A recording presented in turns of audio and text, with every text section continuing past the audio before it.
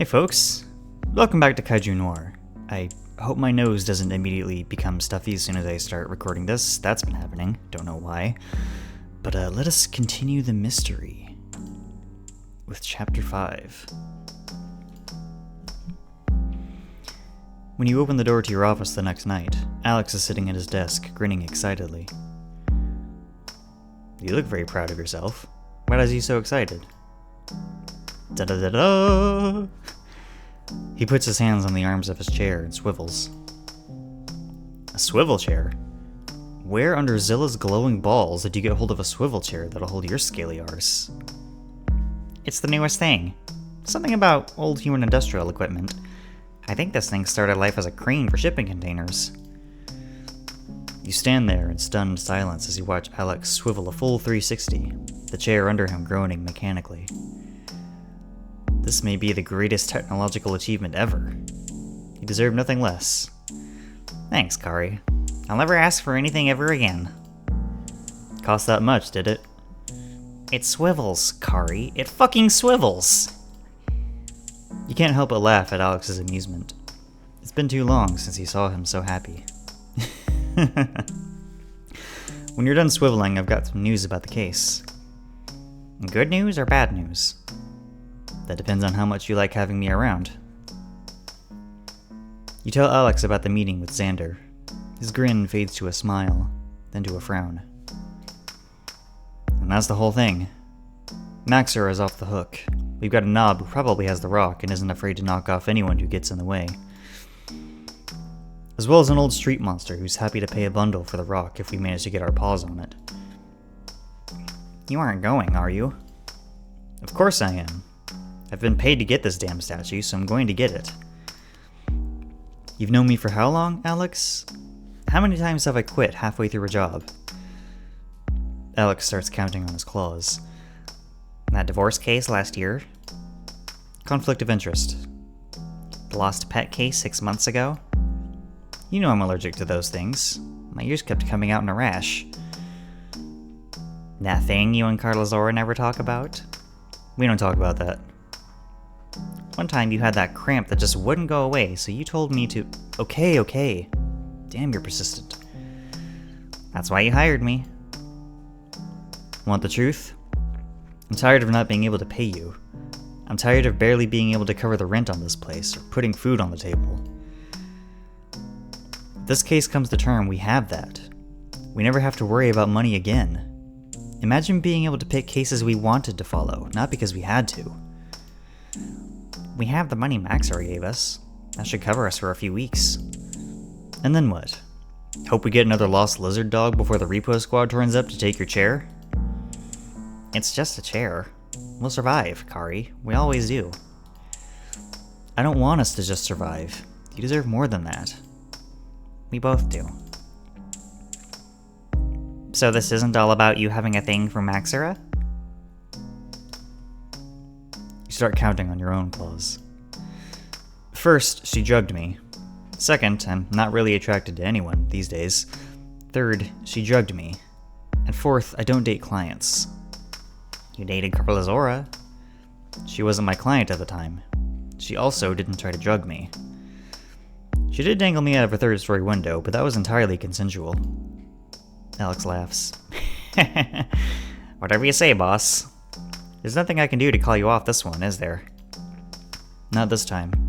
Gotta see it through and hope and make it to the end credits. You're the densest kaiju I know. But I have your back no matter what. We're partners. Appreciated, but hopefully unnecessary. Before you throw yourself into the Leviathan's den, I wanted to talk to you about something.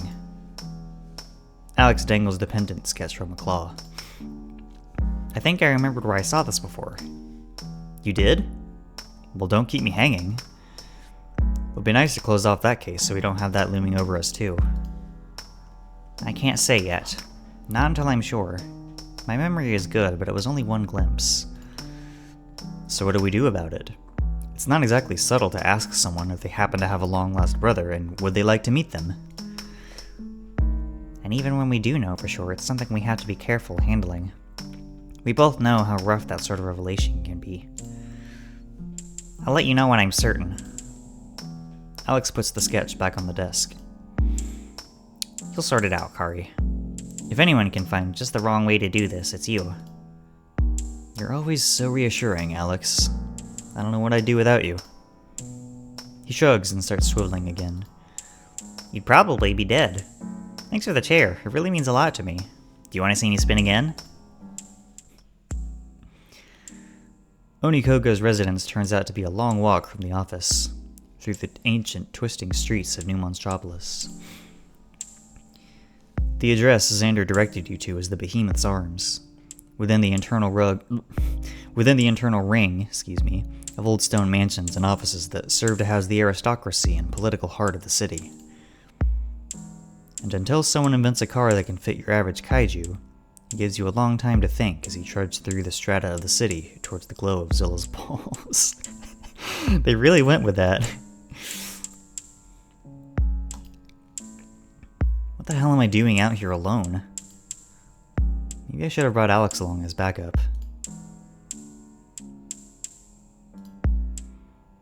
I'm chasing after a shiny rock to clear the name of a dame out of what? Some sense of justice? There's no justice in this city.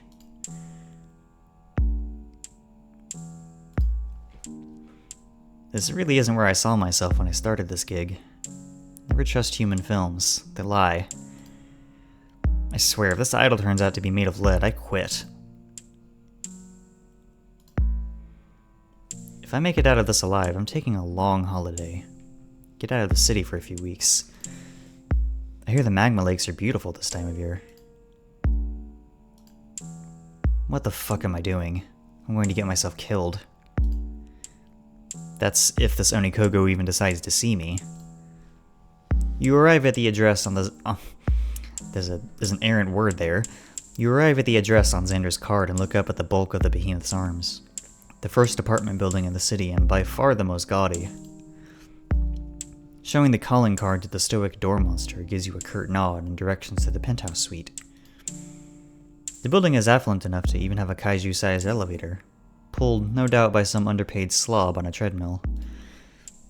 You can hear the chains rattle as the elevator rises ponderously to the top floor. These knobs sure know how to live. With a thud, the lift settles to a stop. A short hallway adorned with intricate carvings leads to a double door that probably costs more than everything you own combined. With an only slightly shaking claw, you lift the door knocker and bring it down sharply on the brass plate 3 times. Thud, thud, thud. The sound bounces off the walls like echoes in a long-forgotten cave, or a town of the southwestern United States. Ominous. As the echo dies away, the door creaks open and a creature that could only be the butler looks down on you with utter contempt. Whatever you're selling, we don't want any. Madam is not at home to traveling preachers, nor does she wish to adopt any orphans. Good evening. They attempt to slam the door in a butlery way, but you slide your foot in to block them. I'm not here to sell or preach, but I do have business with Madam Onikogo. Please tell her I'm a friend of an old friend. You dangle the name card in front of the butler's face until they snatch it away, kick your foot away, and slam the door. Charming, these rich folk. Several minutes pass before the butler opens the door again and beckons you in with a disgruntled wave, and the narrator mutes their microphone to take a drink.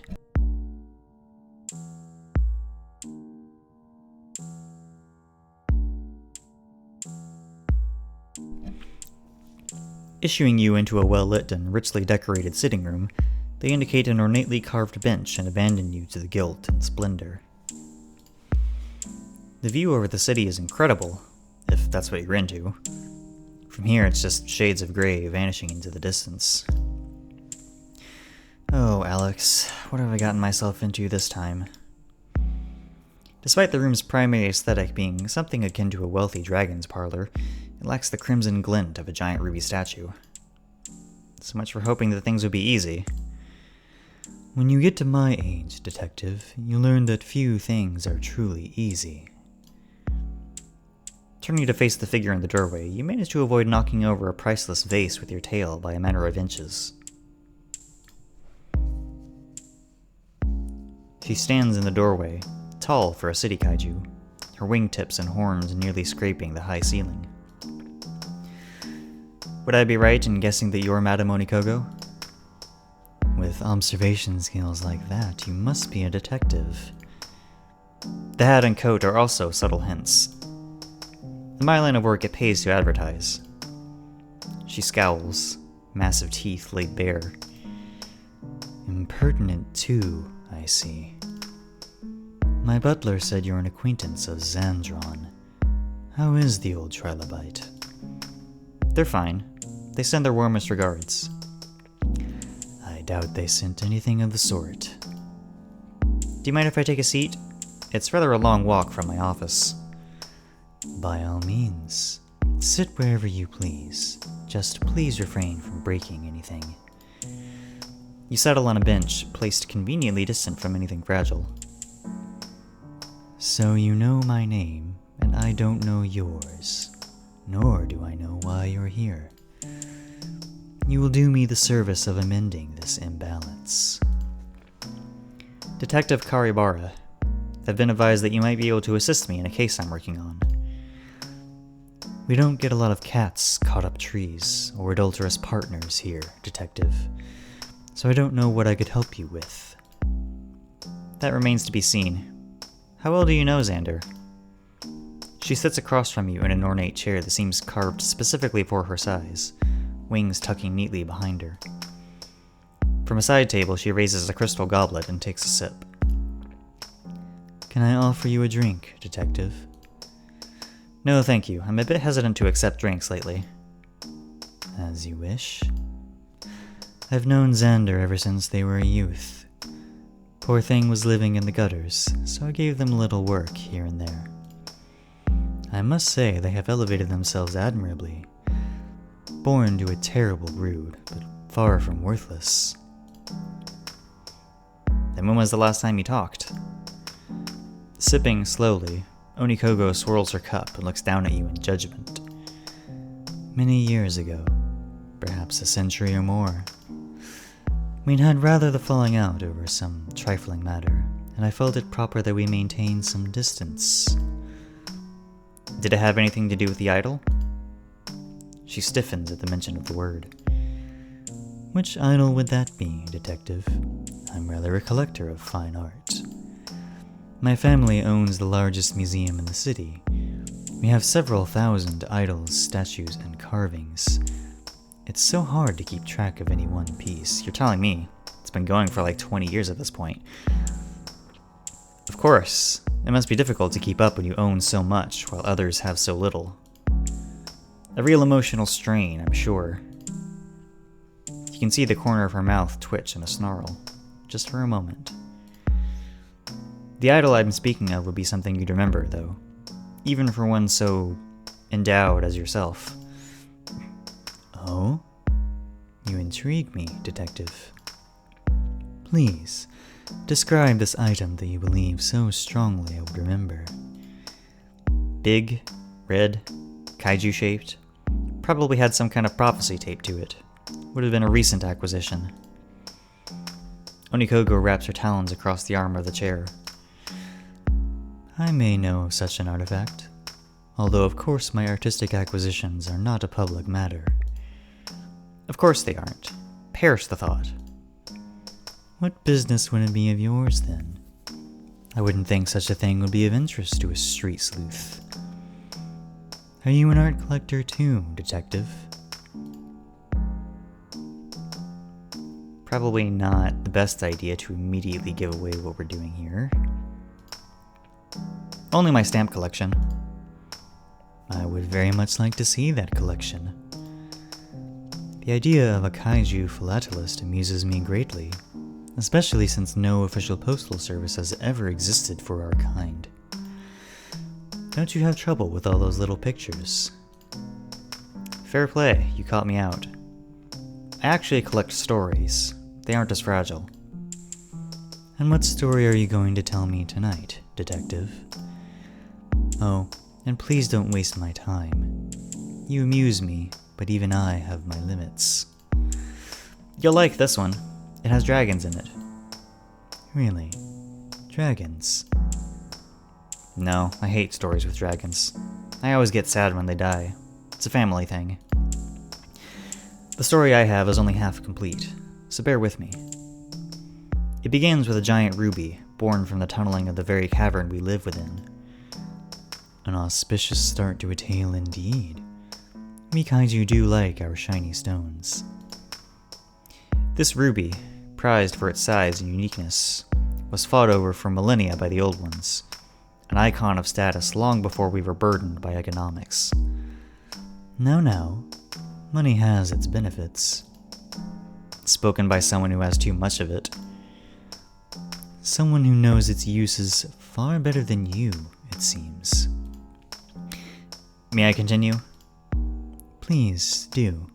I'm riveted. Over time, the ruby was carved, lost, found, traded, and killed for countless times under the ground and then again upon the surface. Until one day it returns to the gate of the largest kaiju city within the earth. It's handed from human hands back into the city of monsters. And then we run out of story.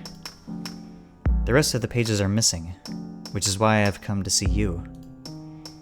Why would you come to me, detective? Because our mutual acquaintance tells me you're one of the few kaiju who also knows the story, and has the means to write the next chapter. And your part in this narrative? I'm but a simple bit player in all this, Onikogo. A useful MacGuffin to drive the plot to a satisfactory conclusion. Remember when I spoke about not wasting my time? Am I doing it now? You are. You speak like you've seen far too many human films. There's a nice theater down on Splinter Street that plays the classics every weekend. That explains much about you, detective. Now how about you tell me what you want before I lose my patience? Where's the Crimson Old One? You seem awfully sure I possess it. Let's just call it a professional hunch. I think you'll need more than a hunch, detective. In my world, we take things a little more seriously than you kaiju down on the street. So before you open your jaw again, I would advise you think about your next words very carefully. She flicks the edge of her glass with a claw. The perfect crystal ringing echoes around the room. Do you have the statue? Do you have a credible reason to assume I do? Will you actually answer any of my questions? Will you ask any that I want to answer? Do you always answer questions with questions? Do you intend to keep asking them indefinitely? The pair of you stare at each other for a long moment. She starts to laugh. Oh, detective, you should see your face right now. What do you take me for? Some kind of tyrannical hoarder, stealing the treasures of the world to fill my cave? That's usually how museums are filled. A valid observation. Possession is everything. What I have, I own because I've decided I want it. But I do not have Xander's precious stone. After all these centuries, I don't even know if it truly exists, or was just one of their fanciful dreams. If I were you, detective, I would leave this fool's errand behind you and move on with what I've no doubt is an interesting life you live. Or else you might find that life to be far shorter and more interesting than you'd expected. Is that your final answer? It is. Well, then it's best I take my leave. I have a job to do, Onikogo. One I intend to do to the best of my ability. And I'm not going to stop digging as long as I'm on that job. Dig too long, detective, and you may find yourself digging your own grave. Should I take that as a threat? Onikogo stands, wings rippling around her. Take it however you wish. But I recommend you dig elsewhere. The ground in these parts is treacherous. My butler will show you out. A pleasure, Onikogo. Good luck with the horde. I'd wish you luck, detective, but I don't see much point.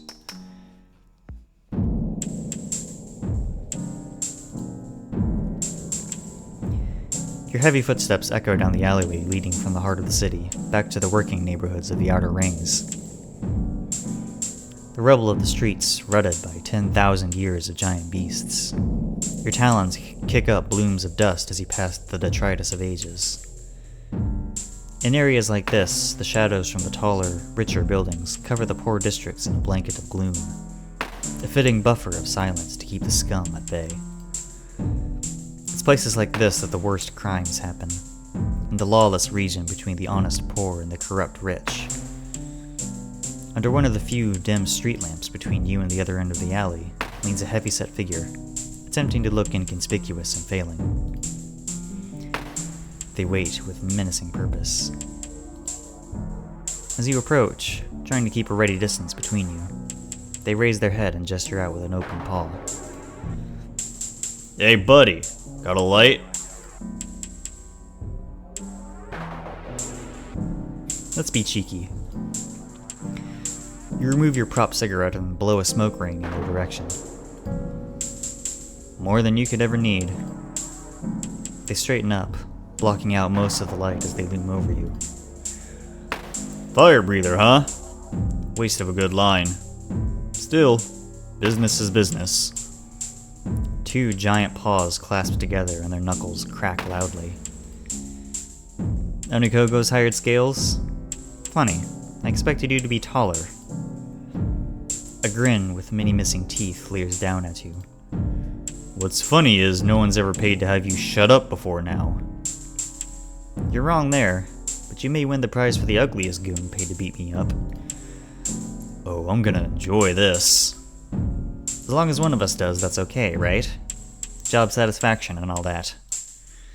In the past, you've survived a total of 7 barroom fights, many against foes much larger than this creature. The secret is to hit low and run like hell. From behind, you hear the sound of claws sliding against each other.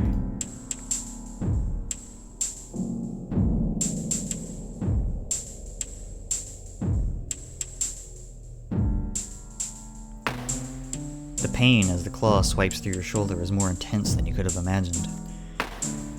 Being beaten up is one thing. You've been through that before too. Being slashed is excruciating. This must be how lore went out. The thug in front of you lands a punch in your gut, and you go down hard, trying to shield your stomachs and shoulder with one good arm. Thick blood runs through your fingers. Onikogo said to tell you, try harder next lifetime. Good sense of humor, huh? Any response you try to give comes through as a hiss from between clenched teeth. As you await the killing swipe of the claw, you turn your light to... Damn it! Just completely mangled that sentence. Let me try that again. As you await the killing swipe of the claw to turn your lights out forever, you hear the lamp above you explode, plunging the alley into darkness. What the fu- A series of wet thumps and cut-off screams follow. The last thing you want to do is look up and see what's happening. For a full minute, the alley is in silence. The entire district seems to be holding its breath. The hand reaches down, grasps you by the good arm, and raises you to your feet. Whew, haven't done that in a while. Nice to know I've still got it in me. In the pitch blackness, you hear a scrabbling and the sound of a match being struck against the wall. The burst of light in the darkness is almost blinding. Sorry I'm late. I don't walk as fast as I used to. Alex? Alex, and I mean this in the nicest way possible. What the actual fuck? He holds the match up close to his arms, examining the blood covering from claws to wrists. I was following you. Thought that part was obvious. Good, none of this ick seems to be mine. You go after one of the most well-known knobs in the city, one who we know has killed before, and expect me to stay in the office playing with my chair?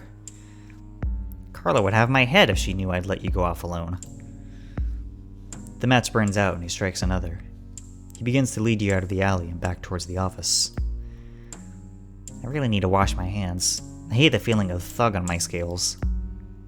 You scare me sometimes, Alex, but I've never been gladder to have you working with me. So does this mean I can have my name painted on the door too? No, I like you too much. Every movie I've seen where there are two PIs working in one office, they're scraping one of their names off the door within the first 15 minutes. And you're afraid I'd get knocked off? That's sweet. Hell no, I'm afraid I'd get knocked off. You're the one who just saved me from ending up in the lake. At least we know one thing.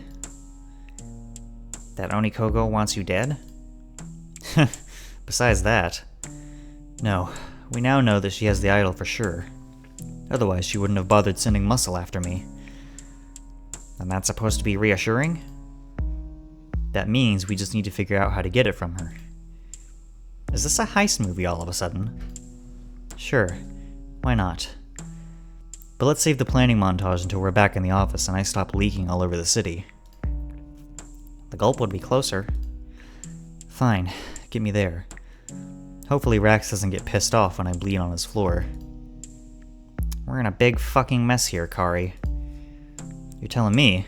They tore my fucking coat. You really are a special kind of monster, detective. And we'll leave off here. Feel free to join me next time for more giant monster detective visual novel, which is definitely a sentence. Until then, thanks for watching, everybody. Bye!